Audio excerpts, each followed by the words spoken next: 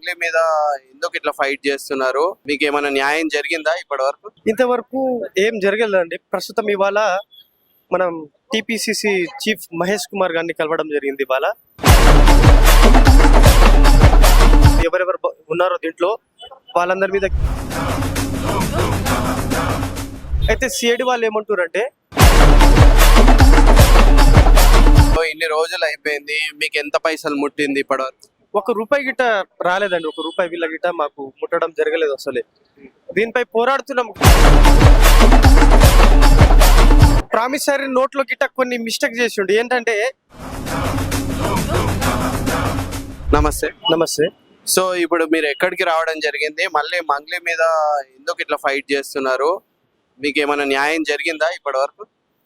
ఇంతవరకు ఏం జరగలేదండి. ప్రస్తుతం ఇవాళ మనం టిపిసిసి చీఫ్ మహేష్ కుమార్ గారిని కలవడం జరిగింది. ఇవాళ వాళ్ళు కూడా కొంచెం స్పందించారు, పాజిటివ్ గానే స్పందించారు. ఈ కేసుపై విచారణ చేస్తున్నాం, ప్లస్ ఈ కేసు మీద అందరు ఎవరెవరు ఉన్నారో దీంట్లో వాళ్ళందరి మీద కేసు అయిందని గిట్ట పాజిటివ్ గా స్పందించారు మహేష్ గౌడ్ గారు. అలాగే ప్రభుత్వం దగ్గర నుంచి ఏమైనా సహాయం ఉంటే మేము ఖచ్చితంగా చేస్తాం. ఈ కేసుని ముందుకు తీసుకెళ్తాం, సిఐడి వాళ్ళకి ఇస్తాం, సిబిసిఐడి వాళ్ళందరికీ అప్పగిస్తామని అన్నారు. ప్లస్ ఇక్కడ డీజీపీ ఆఫీస్ దగ్గరకు వచ్చినాం, ఇక్కడ సిఐడి ఆఫీస్కి వెళ్ళినాం, సిఐడిని కలిసినాం. అయితే సిఐడి వాళ్ళు ఏమంటారంటే, ఈ కేసు ఆల్రెడీ గవర్నమెంట్ దగ్గర చాలా వరకు వెళ్ళిపోయింది, గవర్నమెంట్ దగ్గరికి వెళ్ళిపోయింది. ఆల్రెడీ 3 days నుంచి ఈ కేసు మీద ఇన్వెస్టిగేషన్ చేస్తున్నాం మేము. ప్లస్ మీ కేసు అనేది తొందరగా అవుతుంది, ముందుకు తీసుకెళ్తున్నాం. దీంట్లో మనకు ప్రూఫ్స్ అనేది, ఎవిడెన్స్ అనేది ఖచ్చితంగా ఎవిడెన్స్ కావాలన్నారు. మా దగ్గర ఉన్నటువంటి promissory notes plus bank statements అలాంటి మా దగ్గర ఉన్న ఎవిడెన్స్ మొత్తం సిఐడికి ఇవ్వడం జరిగింది మేము. అయితే సార్ ఏమంటారంటే, ఇంకో ఈ కేసు అనేది ముందుకు తీసుకెళ్తాం ఖచ్చితంగా, మీరు గట్టిగా ఉండాలి, తీసుకెళ్తాం, ప్రూఫ్స్ అనేది మంచిగా ఉండాలి, కోర్టు దగ్గరకు వచ్చి గిట్ట మీరు ఇట్లనే మాట్లాడితే మీ కేసులు గెలుస్తారని సార్ అంటుంది. అంటే ఇప్పటి వరకు జరిగిన దాంట్లో ఇన్ని రోజులు అయిపోయింది, మీకు ఎంత పైసలు ముట్టింది ఇప్పటి వరకు? ₹1 గిట్ట రాలేదండి. ₹1 వీళ్ళ గిట్ట మాకు ముట్టడం జరగలేదు అసలే. దీనిపై పోరాడుతున్నాం, గత సంవత్సరం నుంచి పోరాడుతూనే ఉన్నాం దీనిపైన. మా పైసలు మాకు రావాలని మధుతో, బాలాజీతో వీళ్ళందరితో పోరాడుతూనే ఉన్నాం, కానీ ₹1 గిట్ట వస్తలేదు.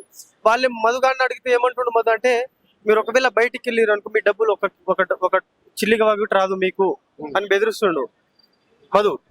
ఇప్పుడేమో డేట్ 20 అని డేట్ పెట్టుండు, అంతకుముందు 10% ఇస్తానని. 10% అయితే ఏం లేదు, పోలీసులు అరెస్ట్ చేస్తారు, లోపల ఉన్నారు. ఇప్పుడు మాకు ఏం చేయాలో అర్థం అవ్వని పరిస్థితుల్లో ఉన్నాం మేము అసలు.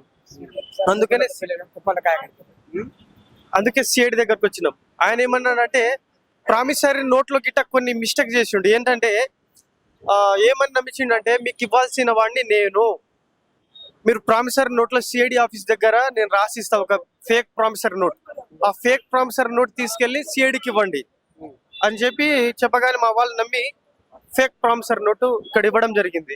దానికోసం ఆయన గిట్ట ఫేక్ ప్రామిసరీ నోట్ ఇచ్చాం సార్, మా దగ్గర ఒరిజినల్స్ ఉన్నాయి, మా ఒరిజినల్స్ తీసుకుంటే ఆ ఫేక్ ప్రామిసరీ నోట్ ఆయన రాపిచ్చిండు. బై మిస్టేక్ లో అయ్యిందంటే, సరే ఓకే మీ స్టేట్మెంట్ తీసుకొని రండి, ఆ ఫేక్ కరెక్ట్ మేము చూస్తామని సార్ గిట్ట చెప్పడం జరిగింది. ఇప్పుడు మా వాళ్ళు కొంతమంది డీజీపీ గారిని గిట్ట సుబ్బు గారితో కలవడానికి వెళ్ళారు. మరి సుబ్బు గారు వచ్చి ఏమంటారో, మరి బయటకు వచ్చి డీజీపీ ఏమంటారో, ఏం స్పందిస్తారో చూడాలి.